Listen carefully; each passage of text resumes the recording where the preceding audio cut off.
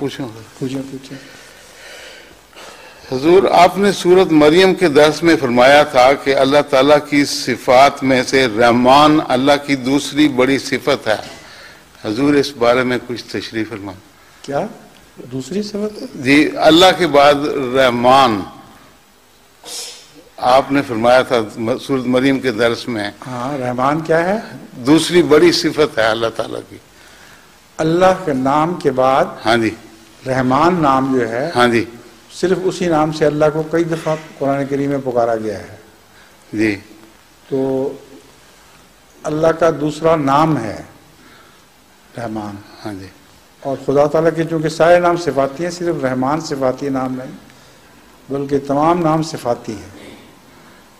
جی. رحمان کو اولیت بھی دی جا سکتی ہے ایک پہلو سے، دوسری تمام صفات پر یا صفاتی ناموں پر. اس لیے کہ رحمان نہ ہوتا تو کائنات ہی نہ ہوتی. کیونکہ رحمان کا مطلب ہے بن مانگے دینے والا. ہاں جی.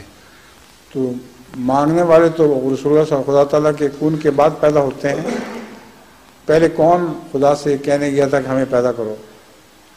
اس لیے بے پوچھے اللہ تعالیٰ نے جو صفت خالقیت کا جلوہ دکھایا ہے وہ رحمان کی وجہ سے ہے. جی.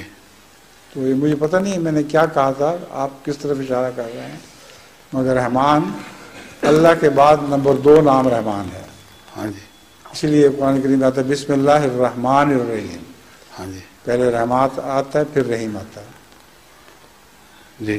الحم شریف میں بھی رحمان کا ہیں؟ الحم شریف. ہاں جی.